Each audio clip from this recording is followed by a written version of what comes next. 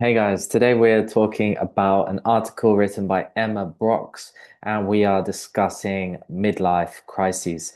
Why do they happen? What are some different thoughts behind them? Are they inevitable? Are we all destined to have a midlife crisis at some point? Maybe some of you have already had a midlife crisis. A new term that's been coined is the quarter life crisis. So for people at the age of 25, they might feel like they are having some type of crisis, but typically, we refer to midlife crisis at the middle stage of your life, which is typically around between 40 to 50 years old. So, the title here we have At the Turn of the Year, I'm Facing a Pivot Point. Midlife Crisis, no thanks. So, yeah, I think we can all respond to a midlife crisis with no thanks. Yeah, we don't want to have it, we don't want to experience it. It typically involves lots of horrible emotions. It typically means that we have to think about our future. We have to think about why we exist. What are we doing here? What's our purpose? We have to ask ourselves these bigger questions that typically we like to avoid in our lives. But sometimes, it can be useful to ask ourselves these questions, especially as we just celebrated the new year. Now we are in 2026. I think it can be a good idea to reflect on your goals and what you want to achieve. So, as an English learner, I think it's important for you to take a look at that. But yeah, for today, we're going to dive into this article and let's look at this topic, and we're going to review lots of vocabulary, and let's get started. So here we have the subtitle. Here we have At 50, I find myself in a gazing up at trees phase. What does it all mean? It's not completely clear, but it's certainly bothering my kids. So to bother here, if you bother someone or if you are bothering, it means you are having a negative impact on someone else, as maybe making them feel uncomfortable and making them feel frustrated. So she's saying here that the way that she is being, her attitude, the way that she's acting is actually bothering her kids. It's causing them frustration. It's causing them to feel uncomfortable around her. If you're looking to learn more, you can head to Vallo.com. That's VALLHO. Vallo is an English coaching communication platform that helps international professionals to level up their English. We also have this term here, gazing up. So another phrasal verb. So to gaze at something, it means to look for an extended amount of time. Yeah, so a gaze is longer than just a brief glance or a quick look. A gaze means for a longer period of time. And in this case, the phrasal verb up it does specifically just mean up. Yeah, because you're looking at the tree. So that's easier to understand here. Let's take a look here. We have a picture of some trees. Yeah, some of you might gaze up at trees yourselves. Others, maybe you would just walk past trees. I think they look more pretty when they have leaves. So I think this will be in the winter. And here we have a nice bird, yeah, flying in the sky. So let's take a look at some of the research that's being conducted. So, according to research undertaken by Stanford Medicine in 2024, adult human beings are subject to two massive biomolecular shifts, spikes in aging, in other words, one at 44 and another at 60, confirming what most of us instinctively know to be true, that we get older in jagged bursts, not with gentle, steady progression.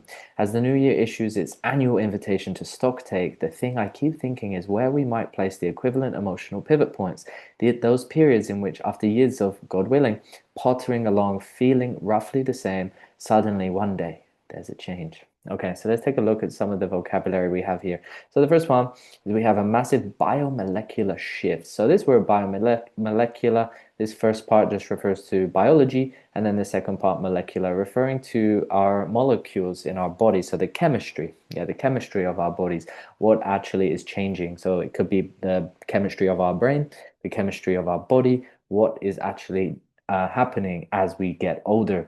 And yeah, as you know, typically we will lose muscle mass. There will be so many different not just chemical changes, but also things that are happening with our bodies, both for males and females. We age differently, and there will be lots of emotional changes and chemical changes, and these can come under the umbrella of biomolecular shifts. Okay, so a spike is just something that increases and goes up. It can be temporary, or it could be for a longer period of time. And here, yeah, she is saying that we have two. typically one at 44. So this is the midlife crisis that I was referring to. And then we have another one at 60 years old. So all of these things we have to look forward to. So yeah, he or she uses the word jagged bursts. So there are two fields of thought. So one is saying that we get older in jagged bursts. So it means that jagged is like if you think about a mountain peak, jagged is like a point going like up in this sort of shape, and then a burst, it means something that happens quickly, and then it subsides. So one field of thought is saying that, yeah, in jagged bursts, so like maybe at the age of 30, we go through biomolecular change, and then again at 40, then again at 50. So there's like these specific moments, these specific points in our lives where we go through these changes. But she's saying here that, yeah, it's not a gentle, steady progression. It's typically is there are key points in our lives where these changes happen. She says here as well, after years of God willing. So this is kind of just like a funny thing to add into the paragraph is saying that, it's God's choice, God decided, and saying that, yeah, we are pottering along, feeling roughly the same. So pottering along, this is a term to potter. It just means to move slowly. Yeah, it's another way to say, yeah, kind of take your time and you have no real aim in getting to your destination quickly. And then yeah, suddenly one day there's a change. Okay, let's take a look at the second paragraph. I bring this up because I seem to be in the middle of an inflection point that manifests in the number of times on the walk back from the school drop-off I stop to look at a bird in a tree or a snail on a wall or any number of other overwrought visual metaphors that allow me to feel momentarily like I'm inside a poem of Gerard Manley Hopkins. Hard to put one's finger on what's going on, but it has to do with the sense of an ending, which, if it's sad at all, isn't sad. Rather, it occupies that category of sadness I think of as the anticipation of future nostalgia.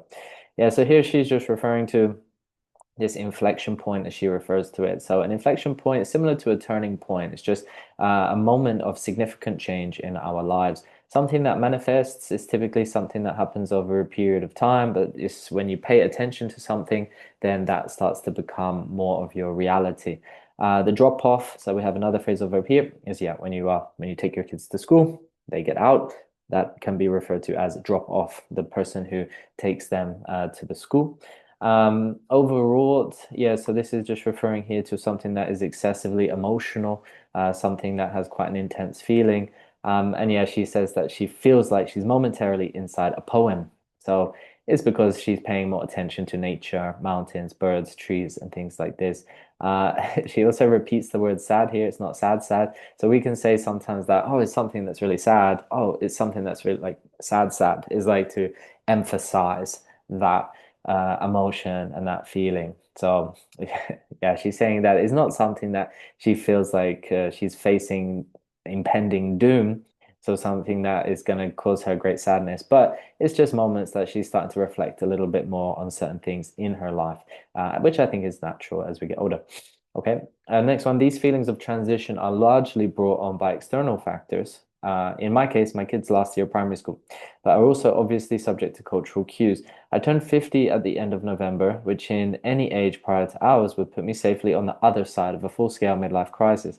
But in an era in which 50-year-olds still dress precisely as they did 20 years ago, as if they are about to commute to work via skateboard, everything has been pushed back by a decade. And so here I am in what I have come to think of as my looking at trees phase, which last hit with this intensity in my early 30s and before that, adolescence. Yeah, so she's talking about these feelings of transition. So transition is about a change. It's something that happens like as you get older, you evolve and you transition to that next phase of your life. She's also referring here to, yeah, something that triggered this transition, which is dropping her kids off. And she said mentioned something quite funny about how 50-year-olds still dress like they did 20 years ago. So she's saying as well that even though people are 50 now, they still like to dress as if they're young. And yeah, 50 isn't old anymore. 60 isn't old anymore, because we are living longer. So she is saying something funny about this. And she refers to it as her looking at trees phase. Yeah, this is quite funny to mention something like this. You're looking at trees phase. It's just a funny way to point out about, how we age and different people focus on different things. And for her, It's her looking at Tree's face. And she also mentions that the age of 30, oh no, in her early 30s, and then in her adolescence, she also went through these different types of changes. If you're looking to learn more, you can head to vallo.com. That's VALLHO. Vallo is an English coaching communication platform that helps international professionals to level up their English. Okay. That seems about right, doesn't it? Three big pivot points in a life when one becomes briefly but acutely aware of time passing, and which, in my experience, tends to hit during even numbered years. For that reason, I've always preferred the lower pressure of odd number ages. There's that line from Don DeLillo's Underworld, in which he remarks of a couple working out on their running machines. They were training to live forever. And it's the faltering of that delusion that ushers in these mind-blowing periods. In other words, I'm doing what everyone does as they age, which is to assume that they are the first people in history to have experienced something people have been experiencing since the beginning of time. In this case, intimations of mortality. See, also having a baby. So here again, it's interesting that she's asking us a question. That seems about right, doesn't it? So I think sometimes authors, they like to bring you in a bit more into the story, or in this case, the article, by asking questions. And she's saying as well that we are becoming briefly, so for a short period, but actually acutely. So in this case, it's meaning something that you feel quite intensely. Yeah, it's not just a feeling that goes away suddenly, but you feel it, yeah, maybe for a short period, but you feel it very intensely and it's reoccurring. It happens again and again. Also, when we talk about hit here, so you can say that something hits you, like something literally hits you, like you throw a ball and it hits you in the face. We can also say this in more of a figurative sense too, like this stage of life hits you. It's like it happens suddenly. Yeah. So we can say tends to hit during even numbered years. And then she's also referring here to a poem, which is talking about, yeah, how yeah, they were training to live forever. And yeah, this is an interesting thing as well, how she was saying that we sometimes experience things like we are the first people to have that experience. But I think with social media, nowadays, everyone's always sharing their personal experiences, and you can quite easily find ways to connect with others that are going through something similar. Okay. Okay, let's take a look at the next one. By the way, children don't like their parents entering this mob, partly because, at least in my case, it triggers observations like, weird to think one day our cats will be dead and we'll be so sad, and partly because it forces them to confront the horrifying possibility that their parents have interior lives as real and awkward as their own. That's the other thing about these pivot points, their unavoidability. I've had occasional success when it comes to big, decisive life events and finding ways to cheat the impact by feeling the feelings ahead of time at a lower temperature and then sailing through the actual event relatively unscathed. Okay, we have some good words here. So the last word that we ended on here, unscathed. So this just means that you were not hurt during the process. Yeah, so it means that you did not actually endure any harm. Yeah, whilst you were going through it. To sail through. Again, it's more of an idiomatic way to say that you went through smoothly. Yeah, so as we sail, like on the sailboat, you use the wind, and yeah, it's this idea of something that's typically quite smooth to sail through. So we use this phrase to capture that point. Yeah, so here again, she's just talking about things that are weird to think. Yeah, this is an interesting way to mention something. So you can say, oh, it's weird to think. Yeah, it's strange to think that. So it's a nice way that we can, yeah, capture a certain thought in English. And yeah, she uses this word here, horrifying possibility. So remember, using these types of words like horrifying, it's a good way to bring a bit of intensity to your vocabulary and to capture points with the specific emotion that you want people to feel. So by using the word horrifying, you're really capturing that aspect. But actually here she's using it in a way that is more comical because, yeah, we try to intensify some emotions that children feel because they do feel emotions very intensely. So this word here will be quite accurate to use. She's also talking here about certain pivot points. So that's the other thing about these pivot points, their unavoidability. Yeah, so yeah, when referring to pivot points, again, is points that change. So pivot is like a point where you change your direction. Okay. Okay, let's take a look at the next one. So I managed to do this last year when I moved countries after 17 years and did most of my grieving in advance, bit by bit, so that I was a bit. Oh, my screen is jumping around a little bit. Um, I managed to do this last year when I moved countries after 17 years and did most of my grieving in advance, bit by bit, so that I was blindsided only twice. Once, when walking away for the last time from the school my kids had been at since kindergarten, and feeling to my utter amazement, almost panicked by the size of the grief. The second time, spontaneously bursting into tears at the awfulness of saying the goodbyes. I've been so busy rationalizing away. I've learned to factor in what it would actually be like. Okay, so we have a few different words here. So to grieve, it means when you are sad and you after, for example, someone dies that you know, you need to have a period to mourn and to grieve. So it's where you feel those emotions after that has, after that thing has happened to you in your life. And to grieve is to really feel those emotions intensely. And it's typically it's very important for us to go through that process. To be blindsided, it means you didn't see something coming, and yeah, it happens. And yeah, you experience something unexpectedly. And then here as well, she uses this word to utter, to my utter amazement. It's utter is another way to say complete and total, my total amazement. And then as well, we have this word here, rationalizing away. So to rationalize something is to think about the logical way of, why that happened. And then rationalize away. So this is yeah, sort of phrase here that refers to how, yeah, to think something away. It's like to try to go through that thought process and for it to, yeah, it just refers here to I've been so busy rationalizing away. It means going down that thought process or, yeah, thinking in that thought process. So away is just talking about how it's happening. Okay. So we're going to finish here for today, guys. I will add the link for this article in to the description below. So if you are interested to look at it yourself, you can check out that link.